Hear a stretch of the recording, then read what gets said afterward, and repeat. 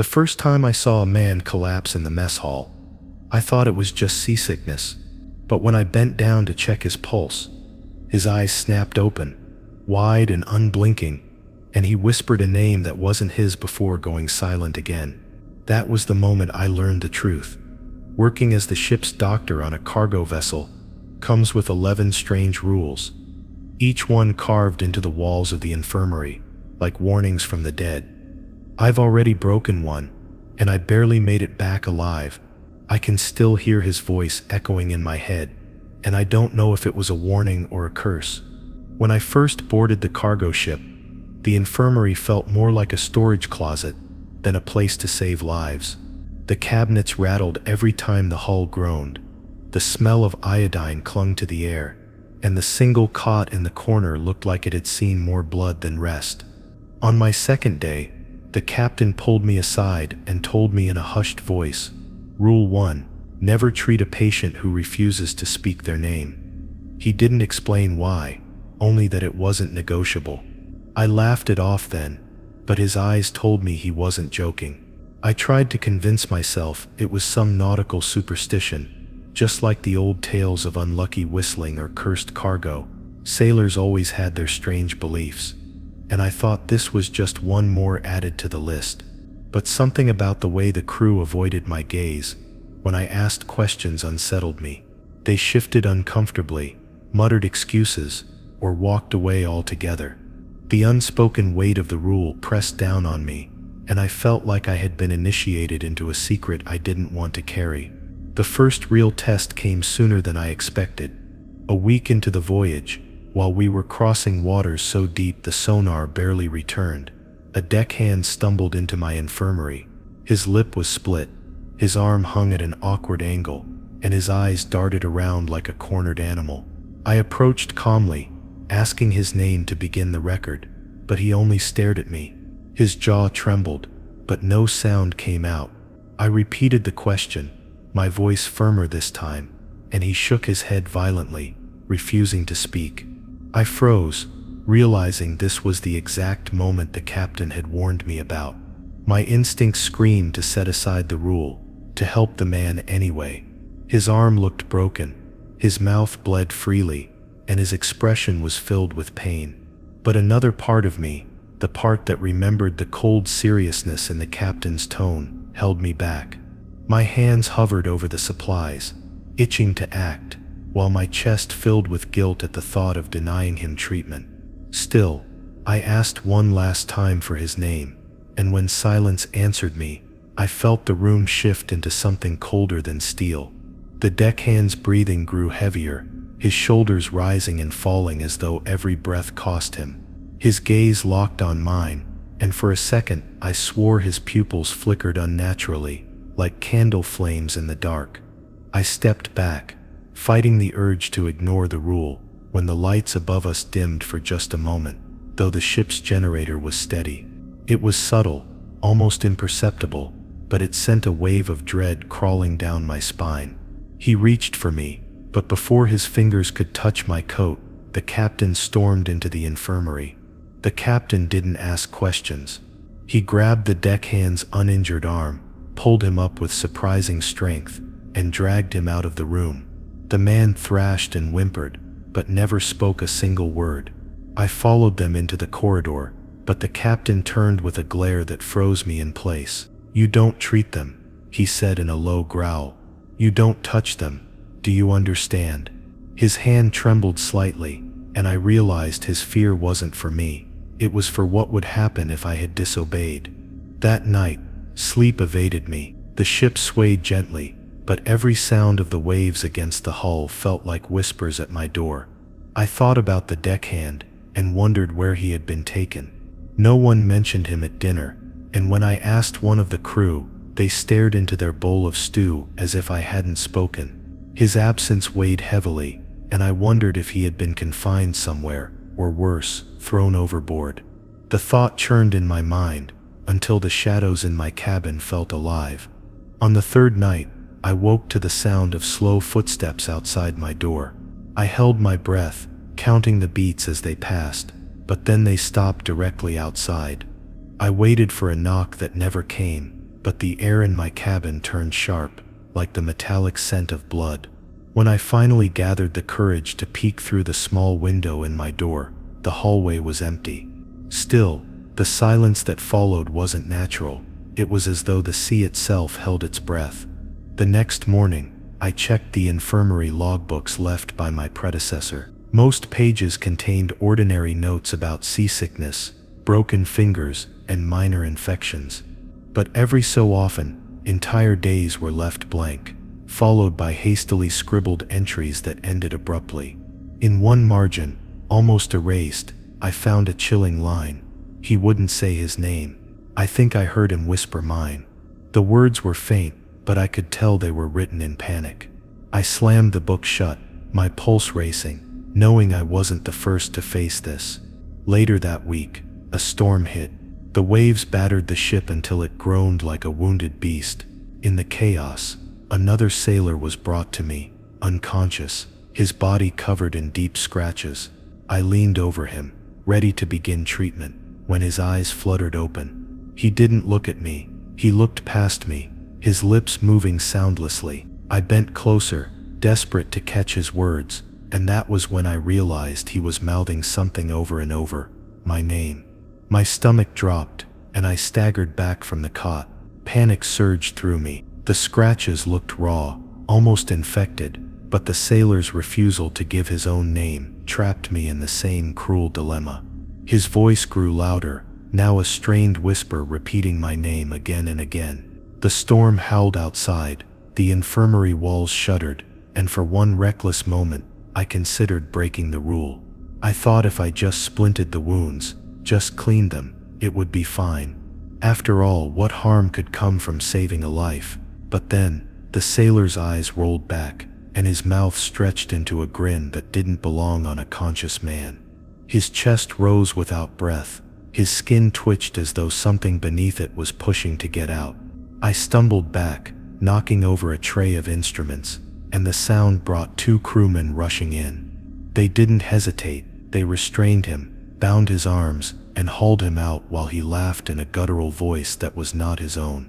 My name echoed through the infirmary, long after they were gone. Shaken, I locked the infirmary and sat against the wall, my mind replaying every second. The rule wasn't superstition, it was survival. Whatever inhabited those men when they withheld their names wasn't human anymore, or at least not fully.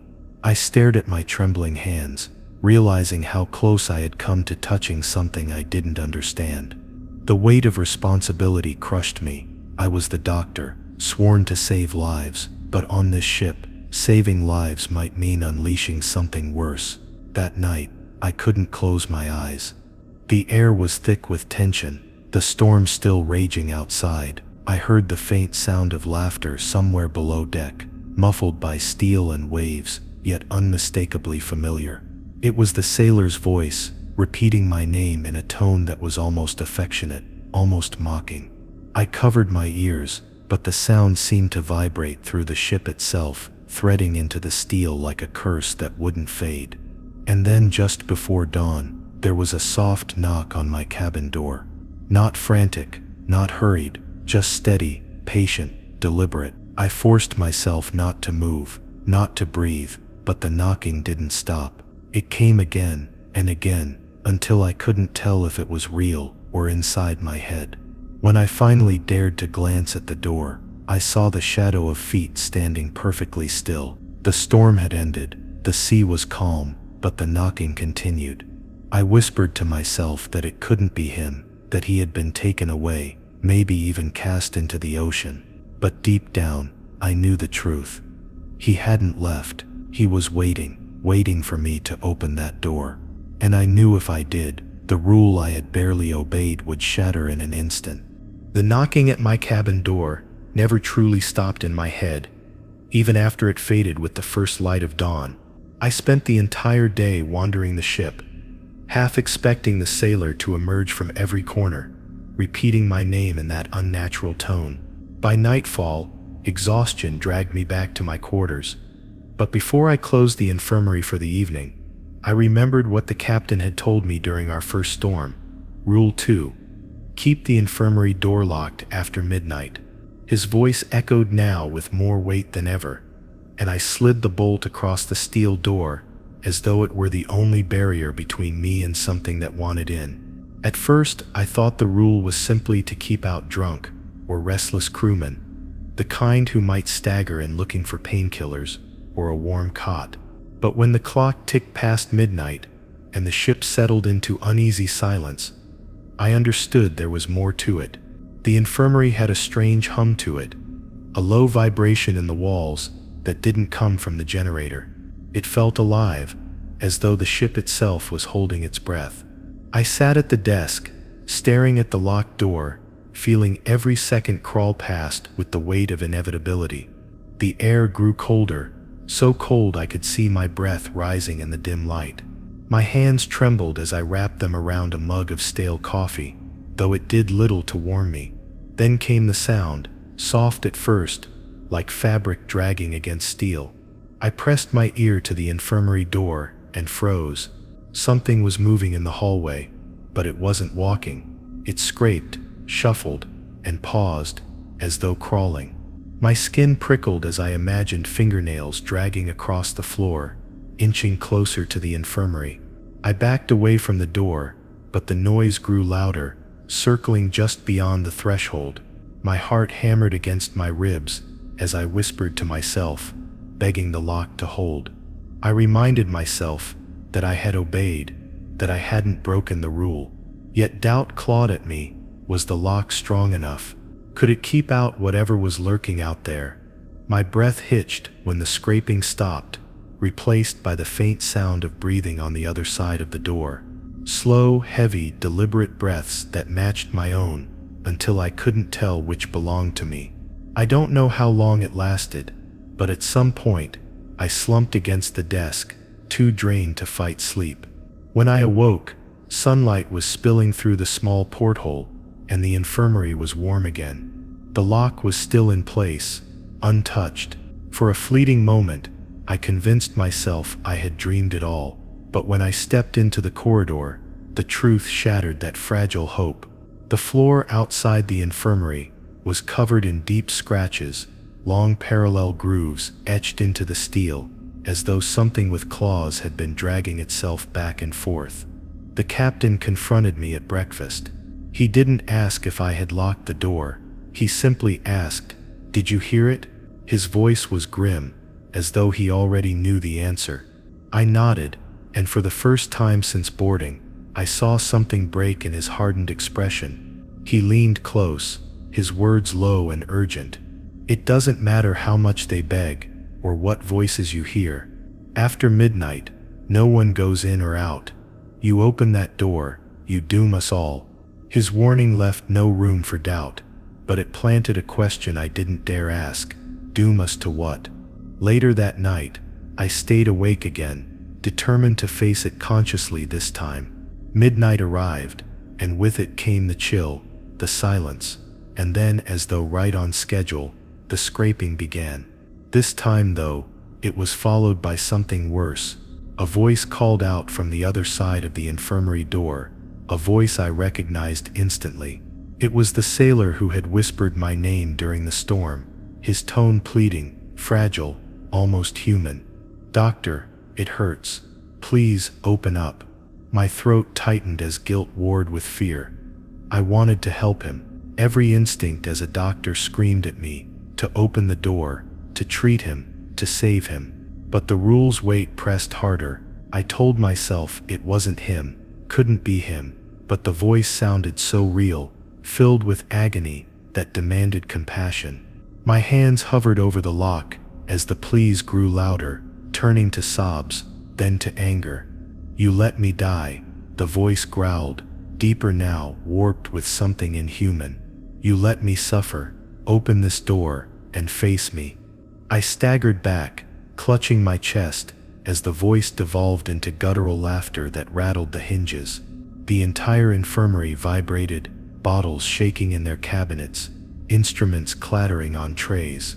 I thought the lock would break under the strain, but just when I thought the door would burst open, the laughter stopped. The silence that followed was even worse. pressing against my ears until I thought I would go mad.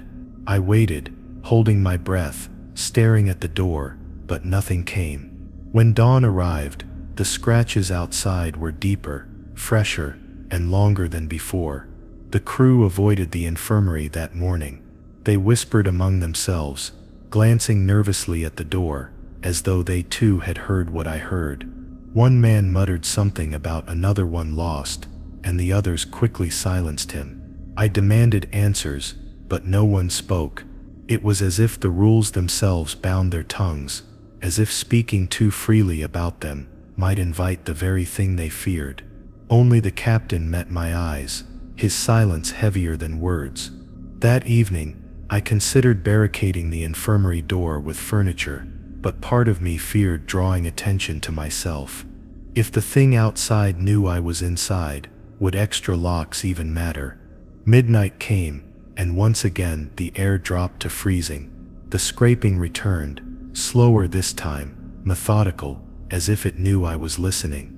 Then the breathing began, closer than before, pressing right against the thin steel.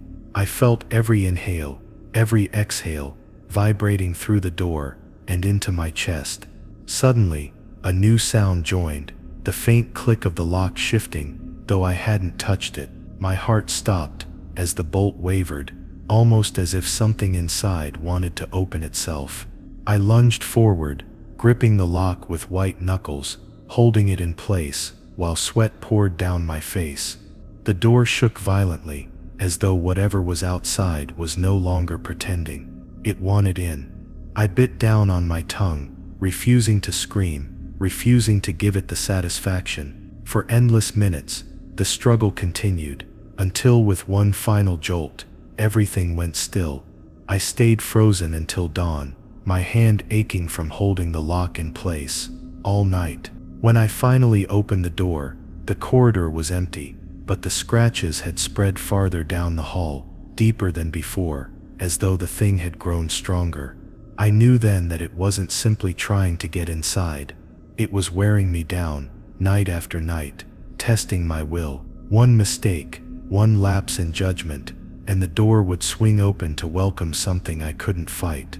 As I sat at my desk that morning, staring at the trembling lines of my own handwriting in the logbook, I realized I couldn't endure many more nights like this. Sleep deprivation, fear and guilt were already eroding my sanity. The captain's words haunted me. You open that door, you doom us all, but he never told me what doom looked like. My mind replayed the laughter, the scratches, the breathing, and I wondered if I would ever truly find out, because the temptation to open that door was growing harder to resist. And then, just before the sun fully rose, I heard something that chilled me to my marrow. From the far end of the corridor, beyond the reach of the light, a voice called softly. It was my own voice, perfect in tone and cadence, whispering from the shadows, "Doctor, it's safe now, open the door." I didn't sleep after hearing that imitation of my voice. Outside the infirmary, the words replayed in my head endlessly, and each time they grew more convincing, as though they had been recorded straight from my own mouth. I told myself it was another trick of exhaustion, but deep down I knew better. On the next morning, the captain's warning resurfaced in my thoughts, another of the etched messages I had read in the infirmary logbook. Rule 3, do not answer if you hear your own voice, calling from the sea. At the time it seemed absurd, now it felt like a direct threat meant for me. The sea was calm that day, the kind of deceptive calm that makes the horizon blur into the sky, until you can't tell where one ends and the other begins.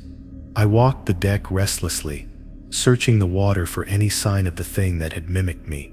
The crew worked in uneasy silence, avoiding my gaze, though I noticed the way their eyes lingered on the waves a little too long. It wasn't normal caution, it was expectation, as if they were waiting for something to appear. I leaned over the rail, staring into the endless blue, and for a moment I thought I saw my reflection staring back with a smile that wasn't mine. By afternoon, the unease only grew worse. The sea, though calm, carried a strange rhythm, almost like it was breathing beneath the surface. The more I watched, the more I felt it was watching me back, waiting for the right moment to strike. I told myself I was imagining things, but when the first whisper floated across the water, I knew it wasn't imagination. The voice carried on the wind so softly, I almost dismissed it, until I realized it was my own voice, calling my name from the waves. My stomach dropped, and I staggered back from the rail. The sound came again, clearer this time, rising from the depths, as though the ocean itself had learned to speak with my tongue. "Doctor," it called, stretching the word into something almost melodic. My throat tightened as I gripped the railing, fighting the instinct to reply. Every cell in my body wanted to scream back, to demand what it was, but I remembered the rule. I pressed my lips together until they hurt, clinging to silence, as though it were my only weapon. Still, the voice persisted, growing louder, more insistent, until even the crew turned toward the sea in alarm. Some of them muttered prayers under their breath, while others walked away quickly, pretending not to hear. I remained rooted to the spot, heart racing, as the water began to churn below the ship. The voice called again, but now it wasn't alone. Dozens of voices rose from the waves, all of them speaking in unison, all of them perfect imitations of me.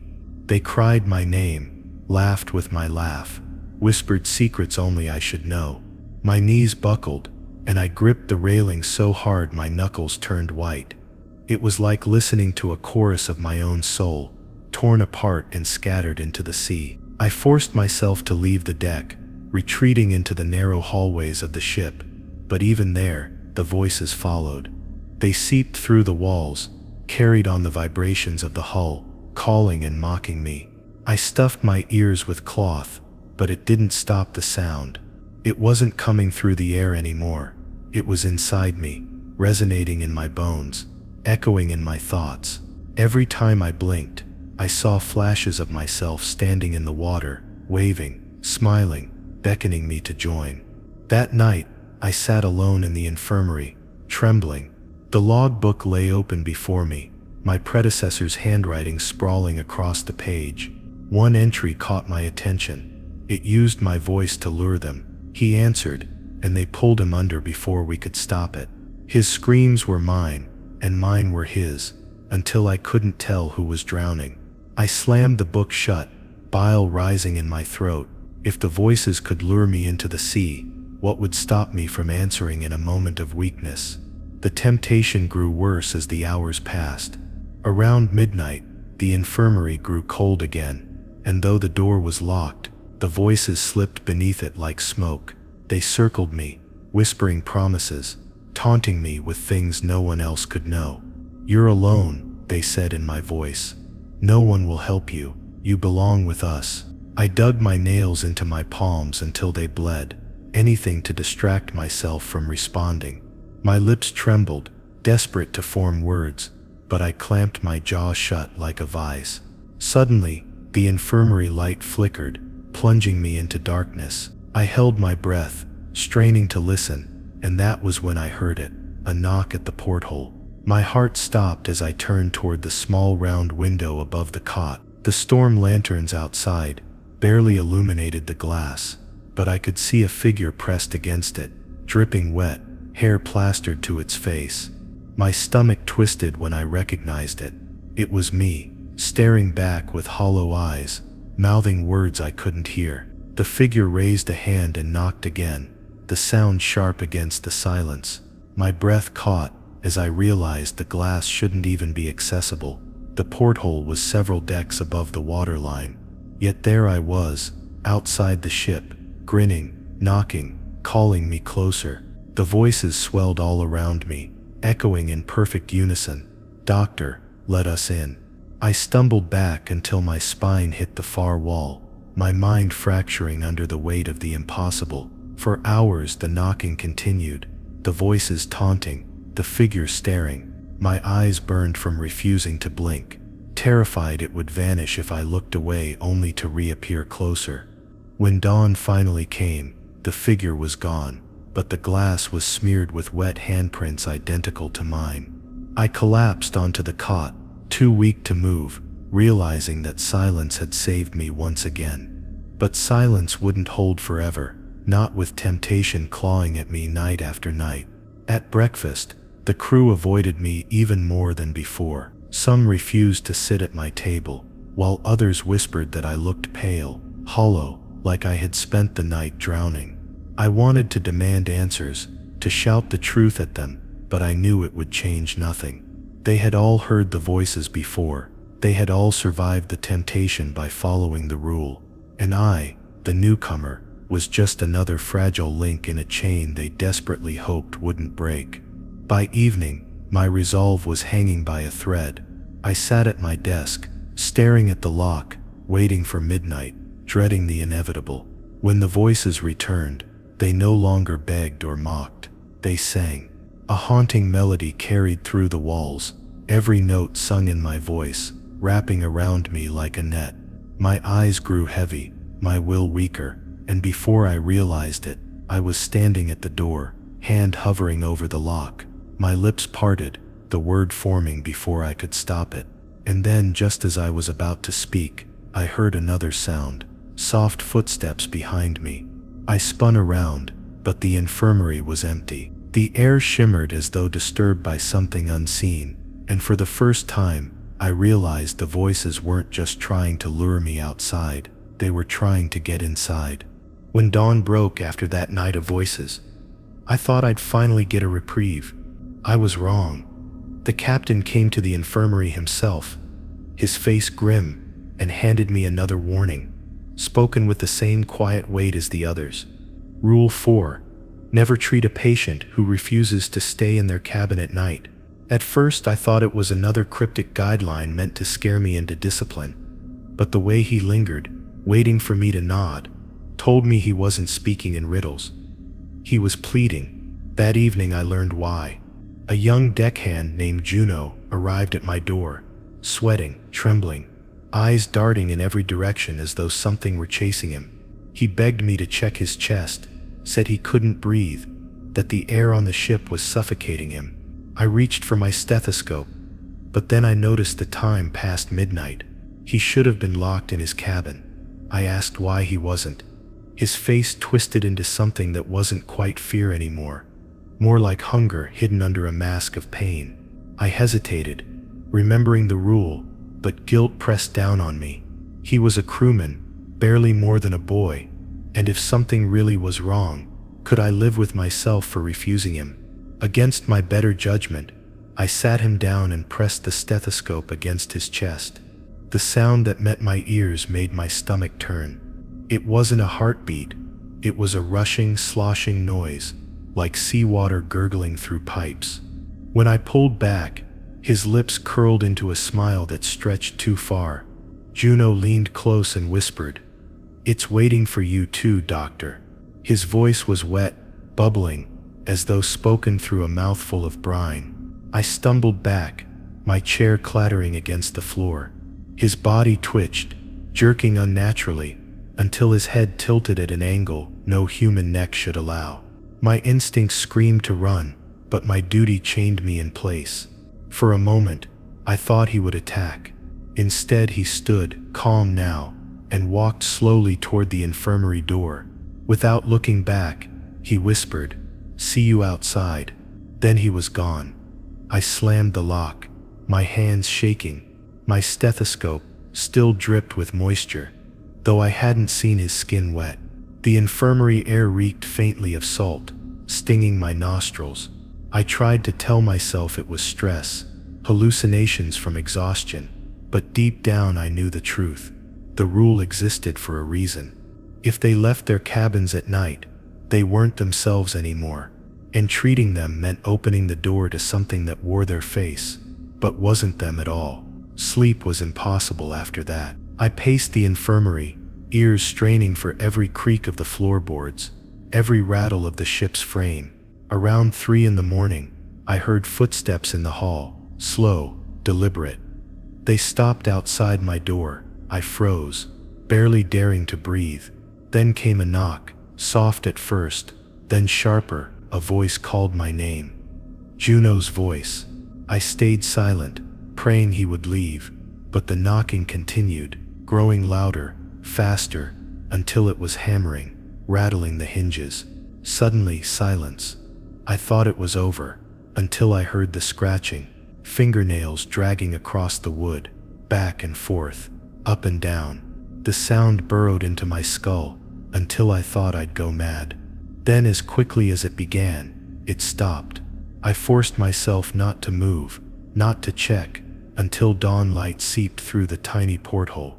When I finally opened the door, the hallway was empty, but the wood was gouged with deep, wet grooves, like something had tried to claw its way inside. The next morning, Juno was gone, his cabin empty, his belongings left behind. The crew said nothing, though their faces told me everything. They had seen this before. The missing were never spoken of. Their names were swallowed, like the sea itself had erased them. I tried to ask the captain, but he only fixed me with a stare that silenced the words in my throat. Some questions were better left unanswered, and I was learning quickly that survival depended on silence as much as obedience.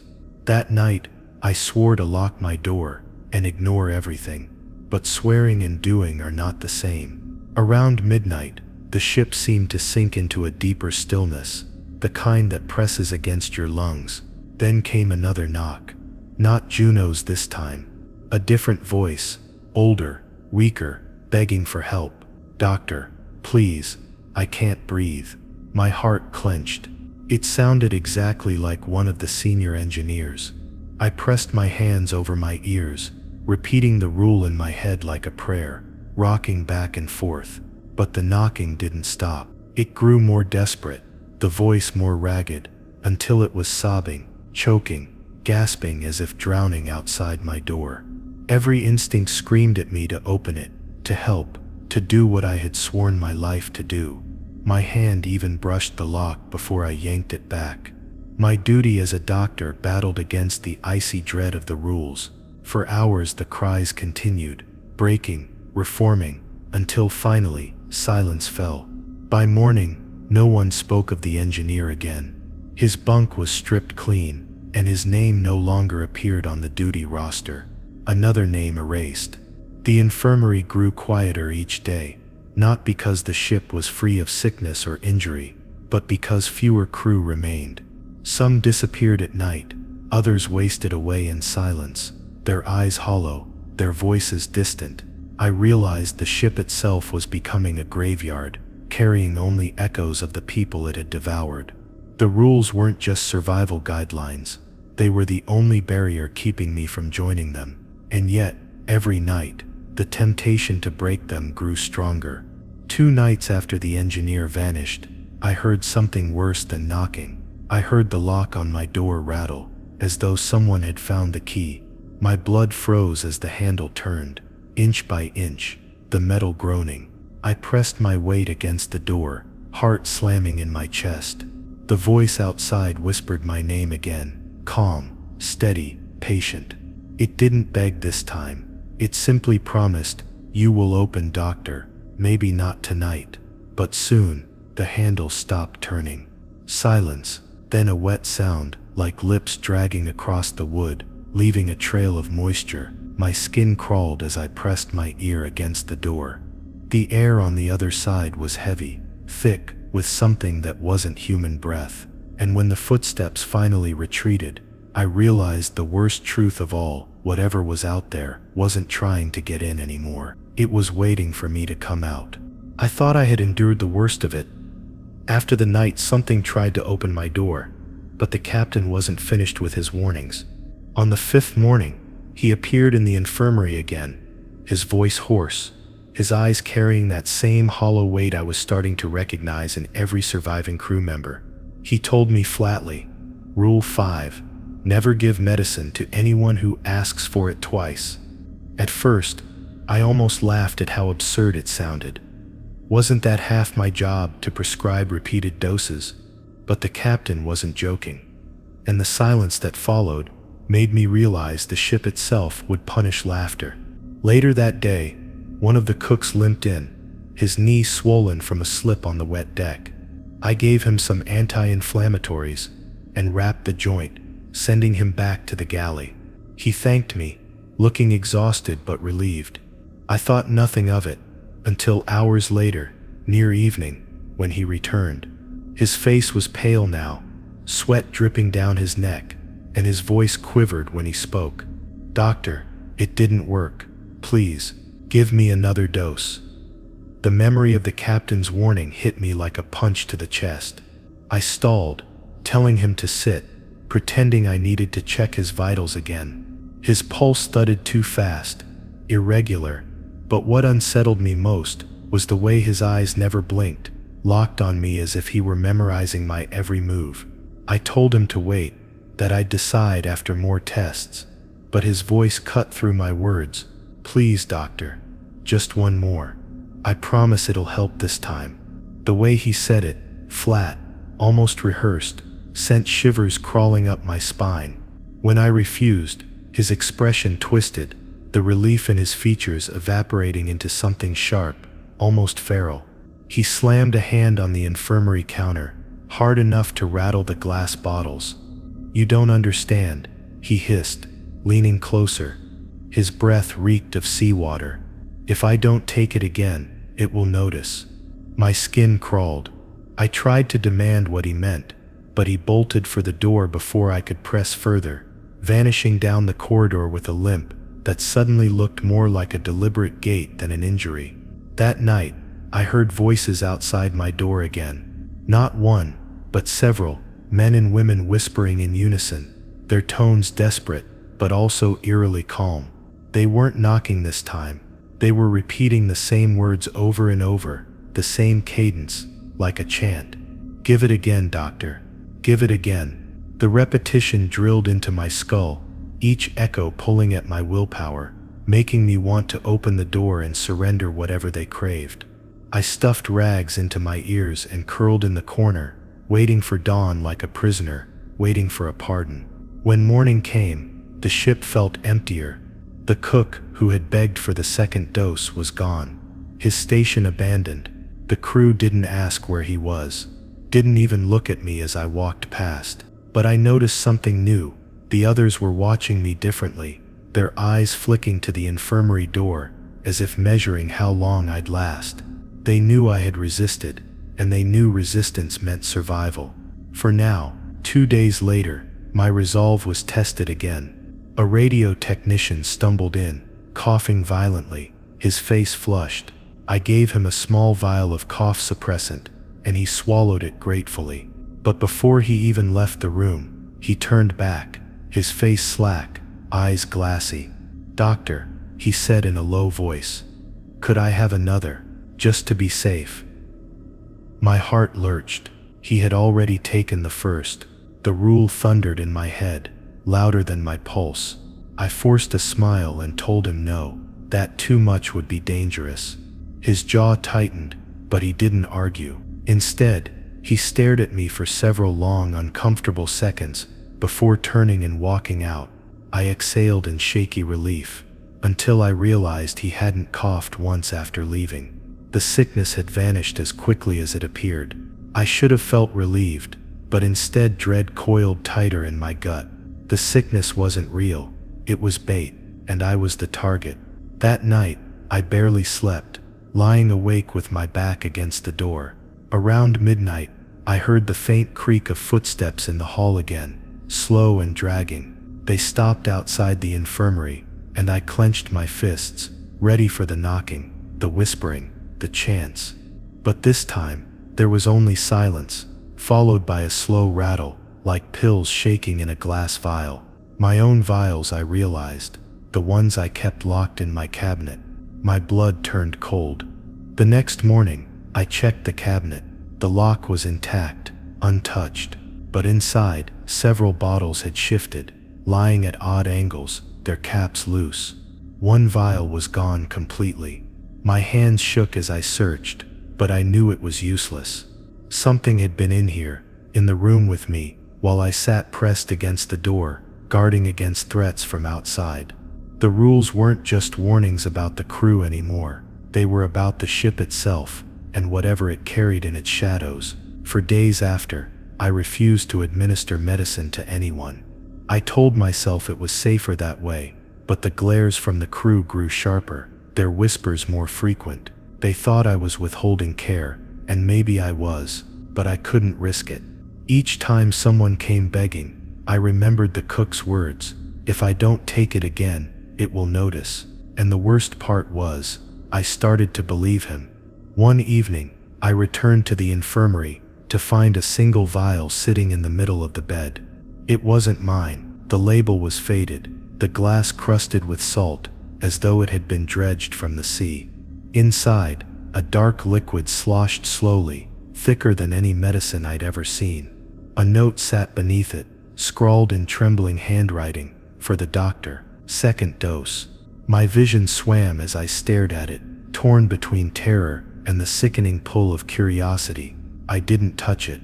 Not then. I shoved it into a drawer and locked it away. But that night, as the ship groaned and the waves battered the hull, I woke to the sound of liquid sloshing inside that locked drawer, louder and louder, as though the vial itself was alive, calling to me, begging me to open it and drink.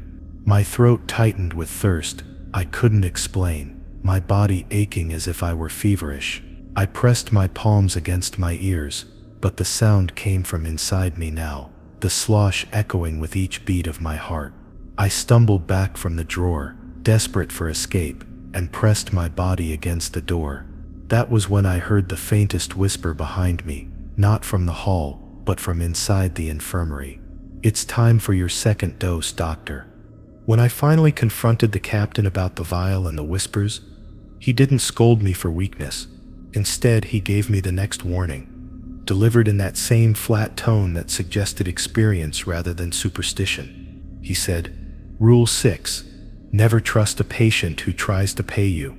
At first it sounded almost laughable, a relic from some sailor's tale about bribes or smuggling, but his eyes didn't waver. There was no humor in them. He spoke like a man who had watched something far worse than greed take root. 2 nights later, the rule came to life. A boatswain named Corbett staggered into the infirmary, holding his arm. It was covered in long, deep gashes, as though he'd been dragged across broken glass. I rushed to clean the wound, but before I could even begin, he pulled a crumpled wad of bills from his pocket and shoved it toward me. "Fix me quick, Doc. You don't even have to do it right. Just fast. I'll pay you. I'll pay double." His eyes darted toward the door, his breathing frantic.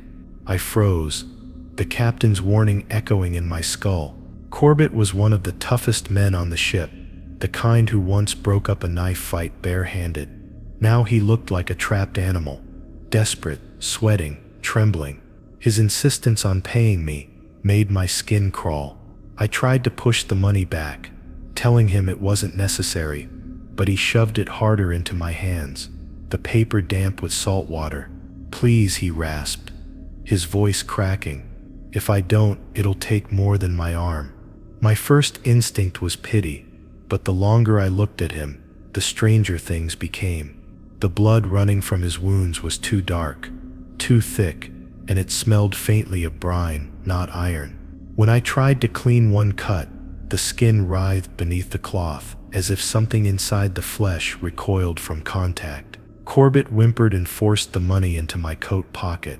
His gaze shifted constantly to the shadows at the edge of the room, as though expecting something to emerge. I wanted to treat him, to at least stitch the skin, but every time I moved closer with a needle, the cuts seemed to open wider on their own. Corbett's lips trembled, and he whispered, "It's listening. It wants to see what you'll do." My stomach dropped. I demanded to know what he meant, but he only clutched his arm tighter and said, "If I pay, maybe it'll leave me be. Just take it, doctor. Take it and pretend you fixed me." The air thickened, heavy with salt. My lantern flickered, though there was no draft. For a heartbeat, I swore I heard faint sloshing from somewhere deep in the ship, like the sea had seeped inside the walls. Corbett's eyes darted toward the sound, and his face twisted in terror. "It's here," he whispered. "It's in the room." He shoved the money harder into my pocket, his hands slick with blood and sweat, and then bolted for the door before I could stop him. I staggered after him, but when I reached the hall, it was empty.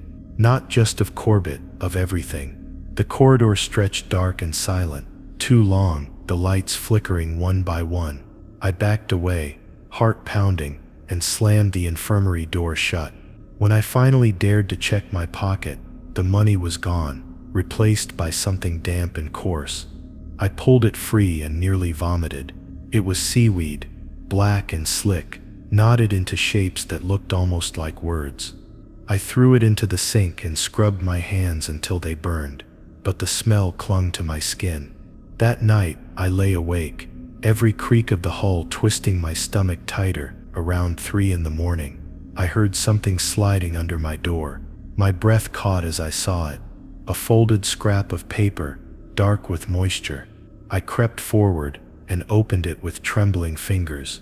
Inside, written in jagged, uneven script, were the words "paid in full." Sleep was impossible after that. My thoughts spun like storm waves. Who had written the note, Corbett, or the thing he claimed was listening? The next morning, Corbett's bunk was stripped bare, his name wiped from the log. The other sailors muttered, but no one spoke directly of him. I was left with the sickening knowledge that he had paid for something, whether his life, his silence, or his soul. I couldn't be sure. 2 days later, another man came to me, a navigator whose eyes were hollow with exhaustion. He claimed his head ached, begged for laudanum. Before I could even reach for it, he slid a silver coin across the table toward me. It was old, tarnished, etched with markings I didn't recognize. "Take it," he murmured, his hand trembling. "Please just give me the dose." My chest tightened, my pulse spiking. I shoved the coin back and told him to leave. He stared at me with empty eyes before curling his fingers back around the coin and vanishing down the hall. He never returned. The more I resisted, the worse the nights became. I would hear clinking sounds in the infirmary, coins rattling, bills rustling, as though invisible hands shuffled through drawers I had locked. Once I woke to find a single coin balanced on my chest, cold as ice, pressed against my skin. The markings on it seemed to shift when I stared too long, curling into shapes that reminded me of waves and teeth. I hurled it across the room, but in the morning, it was gone. The worst came 3 nights after Corbett's disappearance. I woke to find my pockets heavy, bulging with weight I hadn't felt when I lay down. My hands shook as I reached inside and pulled out fistfuls of sodden bills, dripping seawater onto the floor. Each note was smeared with salt and strange symbols, indecipherable but nauseating to look at. They stank of rot, and yet a part of me, deep traitorous, wanted to keep them, to count them, to see what they could buy. I dropped them all and stumbled back, gasping for air, but the money didn't stay where it fell. It writhed, slithering across the boards like fish dragged onto the deck, sliding toward the door. One by one, the wet bills vanished through the crack beneath it, as though drawn to something waiting outside. I pressed my back against the wall, heart pounding, as the last note slipped away. When silence returned, I thought I was safe. But then, faintly, from the corridor, came a voice I recognized. Corbett's voice, low and steady. "You've been paid, doctor, now treat me." Corbett's voice haunted me for days, even though I knew he had vanished into whatever fate awaited those who broke the rules. When I finally confronted the captain about it, hoping for answers, he only gave me the next commandment. His voice, a rasp of warning, carried on stale breath. Rule 7. Never accept food from a patient. He didn't explain why, and I didn't ask. By then, I had learned that asking only made the silence heavier, like the ship itself disapproved of questions. I remembered the warning one evening, when the galley's assistant appeared at my door, carrying a small plate. On it sat a neatly sliced piece of bread, warm enough that I could smell the butter melting into it. He smiled, though it didn't reach his eyes, and said the cook insisted I eat. "Doctor works too hard," he murmured, sliding the plate toward me. My stomach growled. I hadn't eaten since dawn, but the rule throbbed in the back of my skull. I forced a smile, thanked him, and set the plate aside untouched. That night, hunger gnawed at me until I couldn't think straight.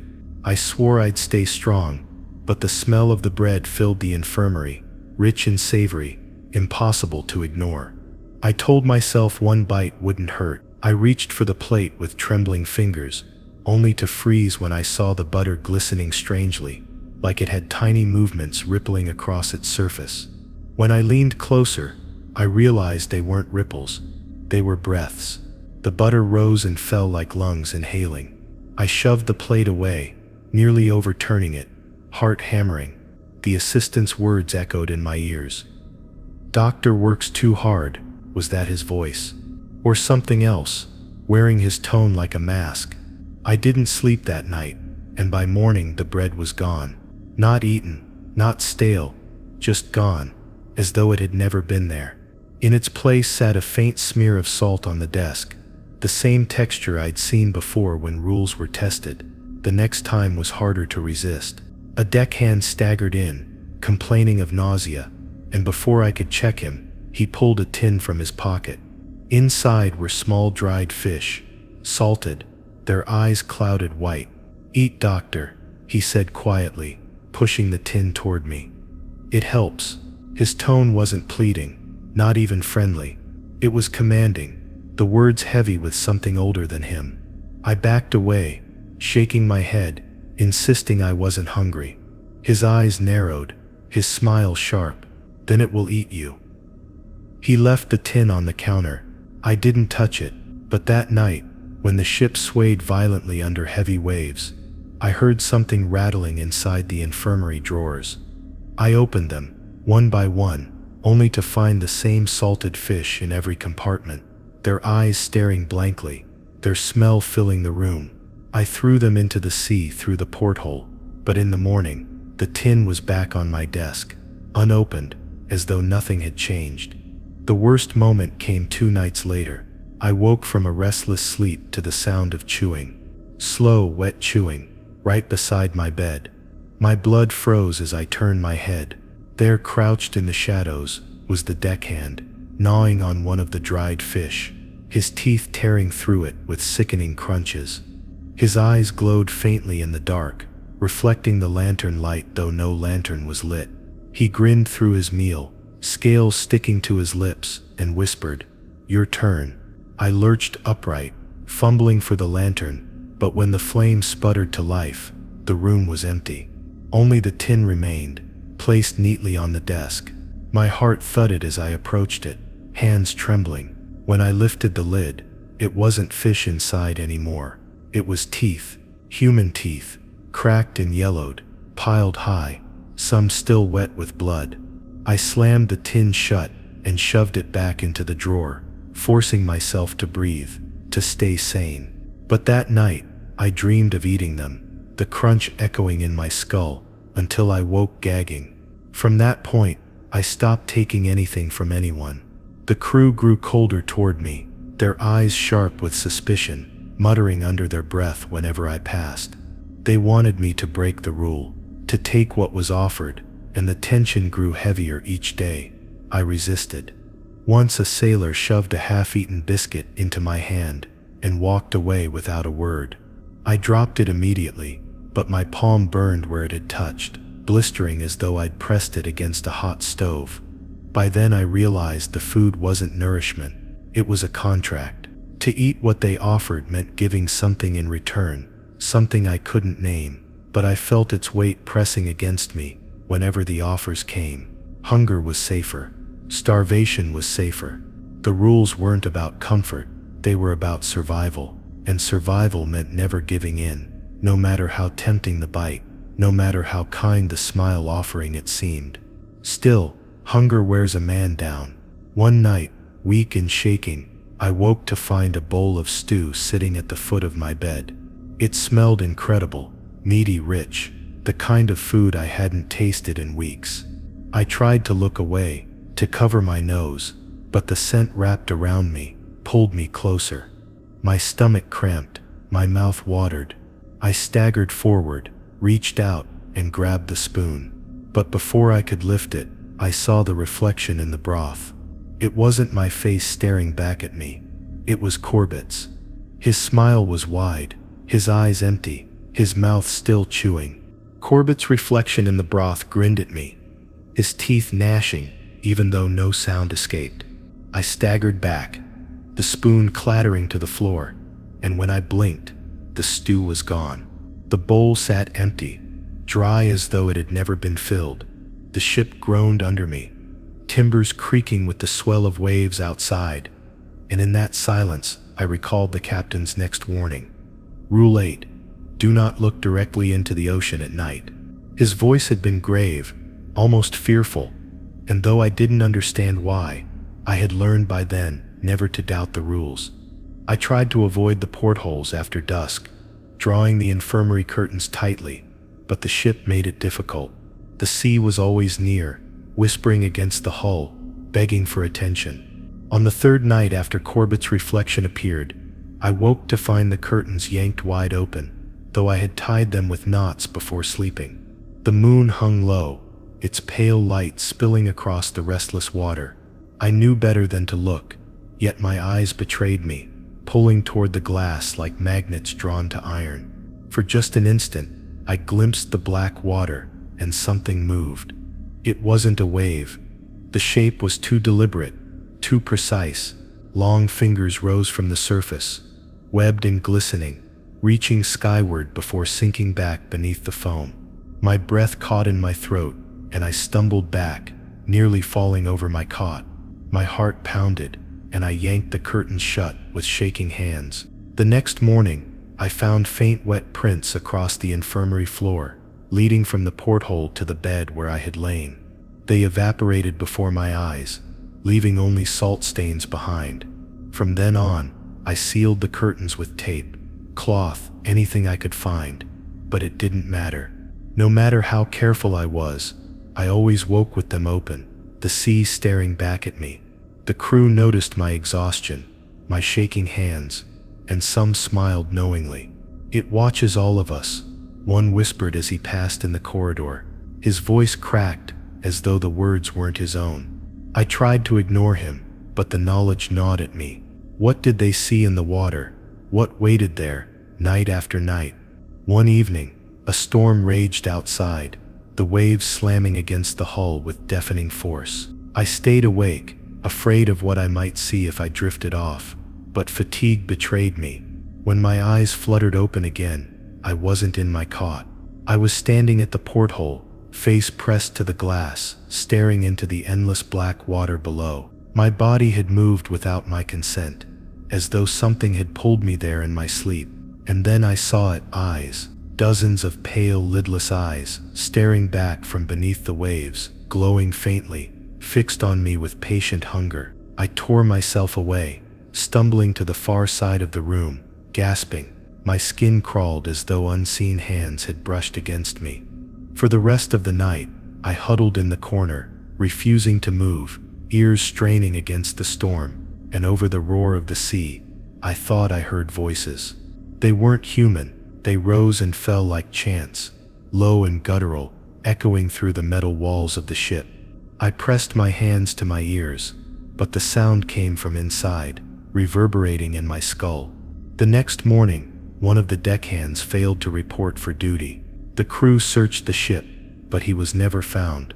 His bunk was empty, though the sheets were soaked in brine, and on the pillow lay a single barnacle-encrusted coin. The captain said nothing, his expression stony, but I understood. The sea had taken him. Whether he had looked willingly or been drawn, I didn't know. What terrified me most was the thought that it could happen to me just as easily.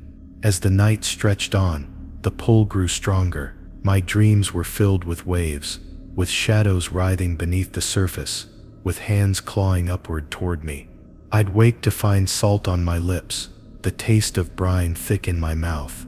Once I caught myself whispering in my sleep, words I didn't understand, syllables that felt like drowning when they left my tongue. I tried gagging myself with cloth before bed, but it didn't matter. The voices always found a way in. I grew desperate. I tried sleeping in the cargo hold, away from the portholes, but the sound of water was louder there, echoing against the hull like whispers crawling up my spine. The crew avoided me now, their glances sharp, muttering behind my back. I wondered how many of them had looked, how many were already lost. The fear grew unbearable, yet I couldn't leave. The rules bound me, and the sea surrounded me. One night, I woke not to the sound of waves, but silence. Absolute silence. My breath hitched as I sat up, realizing even the ship had stilled, as though time itself had paused. Slowly, I turned toward the porthole. The curtains were gone, torn away completely, and the glass was filled with a face. It was mine, but not mine. Its skin was pale and swollen, its lips blue, its eyes wide and glowing, like those I had seen beneath the waves. It smiled at me, tapping the glass from the other side with slow, deliberate patience. The silence shattered as the glass bulged inward, the sound of cracking filling the room. I staggered back, heart hammering, but before the porthole burst, the ship lurched violently, throwing me against the wall. Water sprayed across the floor, and I swore I heard laughter, low guttural laughter, carried on the rush of the waves. When I looked back, the face was gone. Only the endless black ocean remained, rippling gently, as though mocking me. I thought I had survived the worst. I thought resisting was enough. But when dawn came, the crew gathered silently outside my cabin. Their eyes were dark, their expressions unreadable. Without a word, they parted, and the captain stepped forward, his face grim. He handed me a soaked scrap of parchment, its ink smeared but one sentence clear. It read, "Tomorrow night, it will call your name." The parchment in my hand dripped salt water onto the floor, the words smearing as though they were alive. My chest tightened with every heartbeat, because I already knew what it meant. I had broken too many warnings, tempted too many shadows, and now the sea itself wanted me. I remembered the captain's warning etched into the infirmary wall. Rule 9. Never answer a voice that calls you from the water. It was not advice, not superstition. It was survival carved into the ship's bones. That night, I didn't sleep. I sat upright on the cot, the lights dimmed, my ears straining against the hum of the ship. The ocean's rhythm pounded against the hull, waves slapping like a heartbeat that wasn't mine. At first, the sound was nothing more than the endless sea, but then somewhere deep in the night, I heard it, a voice, low and distorted, rising between the waves. My name. It wasn't shouted, not whispered. It was breathed, as though the water itself spoke, seeping through the cracks in the steel. The sound paralyzed me. My instincts screamed to ignore it, but something in that voice, something aching and familiar, pulled at me. I bit down on my hand until blood filled my mouth, just to keep myself from answering. The voice rose again, clearer now, as though closer to the porthole. "Doctor." It crooned, the syllables warped, stretched by liquid. I shoved the pillow over my ears, but it didn't matter. The sound wasn't outside anymore. It was inside me, rolling in my skull, echoing from the marrow of my bones. I stumbled to the corridor, desperate for escape, but the voice followed. Every step echoed against the metal walls, and with every echo it answered itself, multiplying. "Doctor, doctor, doctor." The lights flickered above me, shadows swaying on the bulkheads, and the steel beneath my feet grew wet, slick with brine. I kept my eyes fixed ahead, refusing to look at the streaks of water crawling along the walls, though I could feel them reaching for me like veins. When I finally burst into the mess hall, the crew was there, all of them sitting in silence. Their plates were untouched, their eyes hollow, their necks bent forward as though in prayer. The only sound was the scrape of water dripping from their clothes onto the floor. None of them looked at me, none of them moved, but their lips, every last one of them, moved in unison. They mouthed my name in perfect rhythm, with the voice in my head. I backed away, heart slamming against my ribs, and that's when I noticed the puddle spreading beneath the long table.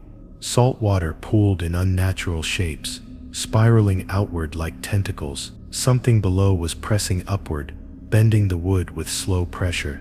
I turned and ran, refusing to see what would crawl through if I lingered. Behind me, the crew's voices joined the chant, louder now, booming in my skull, until it drowned my thoughts completely. I locked myself in the infirmary, shoving the bed against the door, my hands trembling so violently I could barely hold the latch. For hours I sat there, teeth chattering, listening to the water drip from nowhere, forming little streams that slithered toward me before drying into salt crust. My throat ached with the need to answer, my tongue burning with words I refused to speak. The rules weren't superstition, they were a battle against my own weakness. If I answered, I knew I'd be lost. At some point, exhaustion overtook me, and I must have slipped into a dream. I stood on deck under a sky, split open with stars, the ocean flat as glass, stretching endless and black. The crew surrounded me, their eyes glowing faintly, their mouths moving in silence. Then I heard it again, my name, clear as a bell, sweet as a lullaby, carried on the still air. I turned toward the railing, and there she was. My sister, her hair floated around her face, her eyes wide, her arms outstretched. She had drowned years ago in a lake back home, and yet here she was, waiting. Every part of me broke at the sight. I wanted to run to her, to hold her, to tell her how sorry I was for not being there. My throat opened, the word trembling on my lips, but just before I could call her name, her face twisted, her eyes rolled white, her jaw stretched impossibly wide, and her arms bent at grotesque angles. She began to climb the railing, her nails tearing grooves in the wood, and her mouth opened again, still in my sister's voice, begging me to answer. I woke screaming, clutching the edge of the bed so tightly my nails broke. My sister was dead, she could not have been there. And yet the ache in my chest was real, the longing sharper than ever. I pressed my fists against my ears, rocking like a child, whispering over and over that it wasn't her, that it couldn't be her. But the voice didn't stop. It never stopped. By dawn, my body was wrecked, hollowed by the struggle to stay silent. I avoided the crew, but their stares followed me, unblinking, accusing. They had all answered once. I realized that's why they looked the way they did, half alive, half claimed. I didn't know how long I could resist, but I knew the moment I gave in, the sea would take me. And still, the thought clawed at me like hunger. What if it really was her? That night, I sat in the infirmary, with every light burning, my hands tied together just to stop myself from opening the door. The voice came again, softer this time, almost tender. It whispered promises of peace, of reunion, of release from the endless fear. My chest heaved with sobs, my body aching with the weight of it. And then in the brief silence between waves, it said something new, not just my name. It said we're already inside. The lights flickered once, twice, then went out. When the lights died, the infirmary was swallowed in absolute black. I sat frozen, bound hands trembling, salt taste sharp in my mouth, until the emergency bulbs hummed weakly to life. A low red glow washed across the room, stretching shadows like veins across the steel walls. The ship groaned as though waking from a nightmare, and that's when I remembered the captain's 10th warning carved deep into the infirmary doorframe. Rule 10: never trust a passenger who boards after midnight.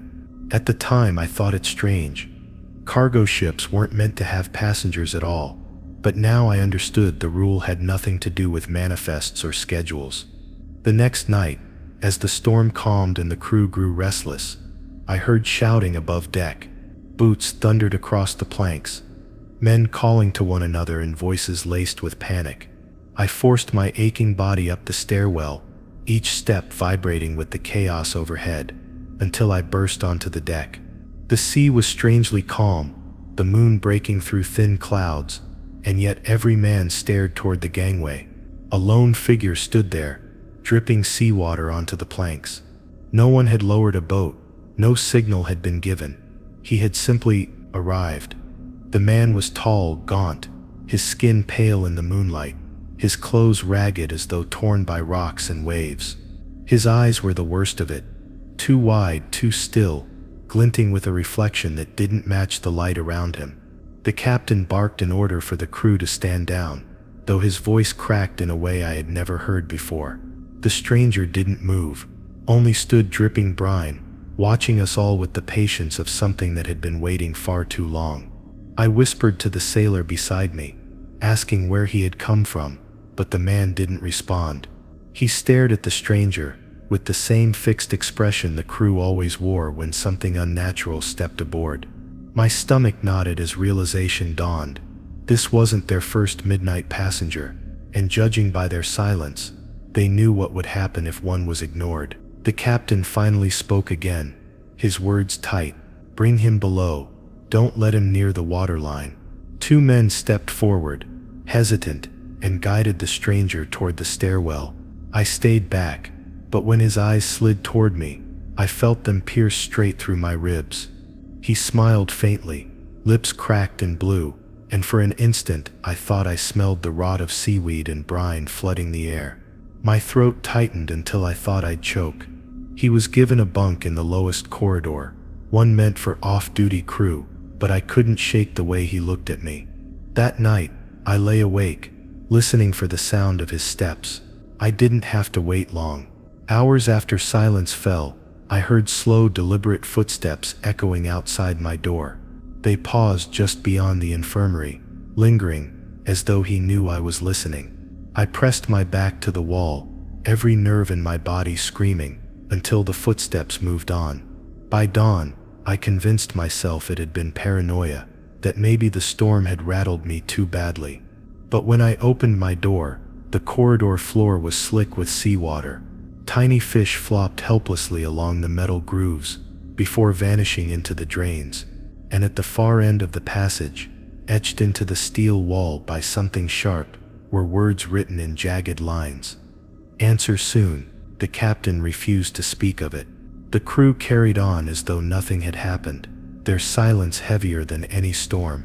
But the stranger did not vanish.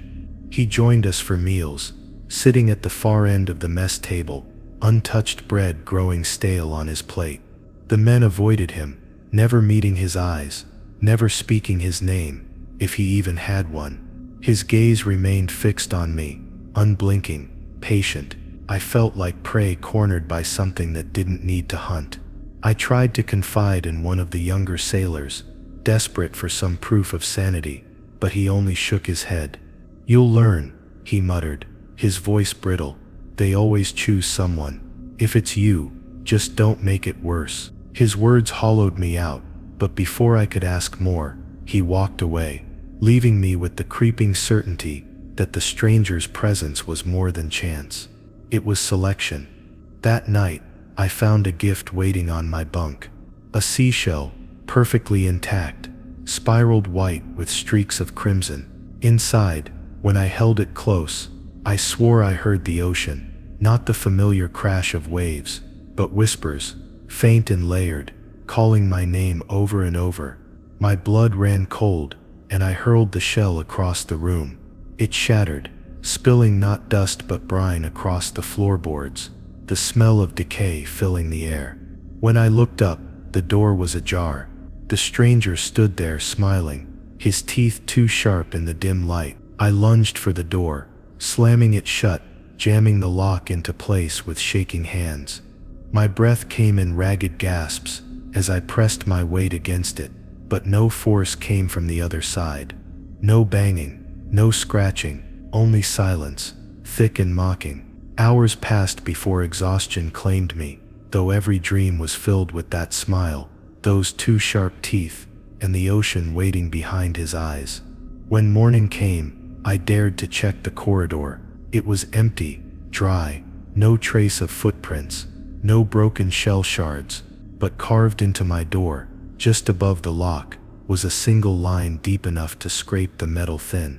"You'll open it soon." That evening, the captain summoned me to his quarters. He looked older than I'd ever seen him, his skin sagging, eyes rimmed red. "Do not let him speak to you," he said quietly, almost pleading. "No matter what he offers, he is not a man, and what he brings is not salvation. Do you understand?" I wanted to ask what would happen if I failed, but the words caught in my throat. I already knew. Back in the infirmary, I double-checked the locks, shoved furniture against the door, and drew every curtain tight. But as I tried to rest, the air grew damp, the floor slick beneath my boots. From the corner of the room, a voice rose, not booming, not distorted like the ocean before.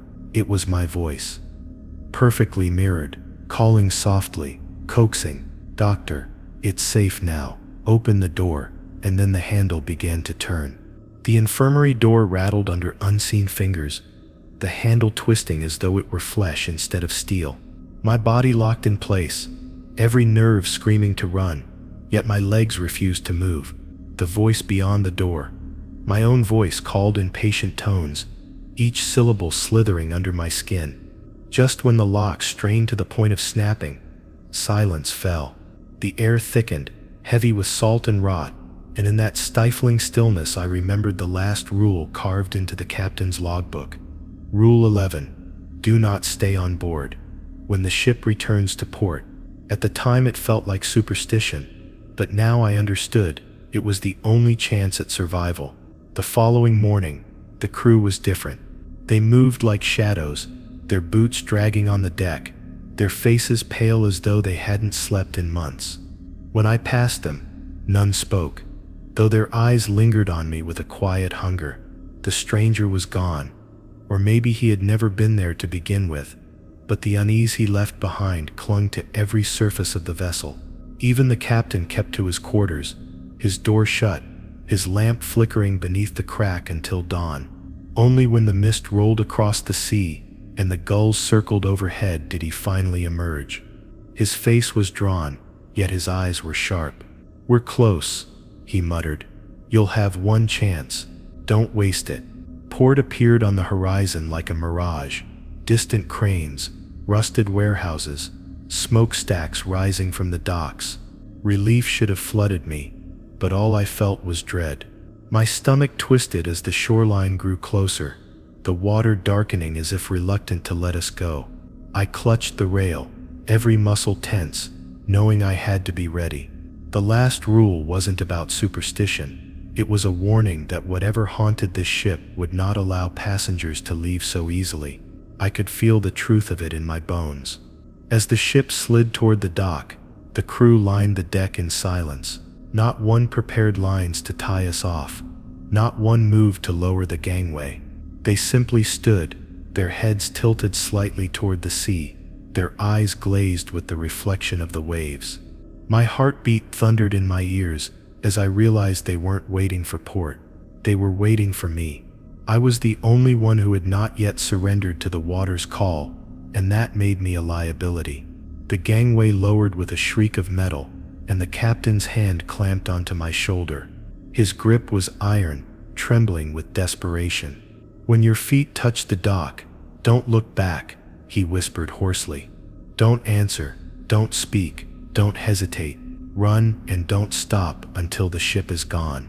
His nails dug into my skin as though to anchor the words in me. Before I could respond, he shoved me forward, hard enough that I stumbled toward the open gangway. I took a step, then another, the wood groaning beneath me. The dock lay just ahead, solid ground, salvation. And then I heard it, my sister's voice again, clear as day, calling from behind me. "Wait, don't leave me here." My heart wrenched, tears stinging my eyes. Every instinct screamed to turn, to look, to believe. But I forced myself onward, teeth clenched so hard they drew blood, every nerve burning with the effort not to break the rule. The dock was under my feet. Relief flared, sharp and bright. But before I could take another breath, the crew stirred. Their heads snapped toward me in unison, mouths opening wide. A chorus of voices poured out, hundreds of them, layered and twisted, each one calling my name. The sound was unbearable, vibrating in my skull, until I thought my bones would crack. My knees buckled, and I fell to the boards, palms scraping raw against the wood. Through the din, one voice cut clearer than the rest, the stranger's, smooth and sharp, like waves against jagged stone. "You can't leave, Doctor. You belong to us now." The ship groaned behind him, its hull bending unnaturally, water pouring from cracks that weren't there before. The ocean itself seemed to rise, swelling higher than the dock, reaching with hungry hands of foam and brine. I scrambled to my feet, forcing my body to move, even as the voices clawed at my mind. I ran. Each step felt like wading through tar, the dock stretching endlessly ahead, the port lights flickering as though retreating with every stride. Behind me, the ship's horn bellowed, not a signal, not machinery, but a scream, raw and alive, echoing across the water. The boards beneath me, slickened with salt water, slowing me, dragging me back. I bit down hard, pushing until my lungs burned, until my vision blurred. Somewhere inside, I knew the rules were right. If I hesitated, if I looked back, I would never make it. My feet carried me past warehouses, past the smell of oil and rust, until the ship was nothing but a shadow on the horizon. Only then did the voices dim, the pull easing like a noose loosening around my throat. I collapsed against a crate, gasping, the night air thick with smoke and seagull cries. My body trembled, my mind fractured, but I was alive. I had obeyed the final warning, and for now, the sea had lost. And yet, as the dawn broke, I noticed something that hollowed me to the core. My clothes were dry, but my hands dripped salt water onto the ground, each drop hissing against the dock, as though burning. No matter how I wiped them, the water would not stop. It soaked into the wood, darkening it, spreading outward in a thin creeping trail, leading back toward the sea. I don't know if I ever truly escaped, maybe none of us do. If you enjoyed this story, like, share and subscribe for more.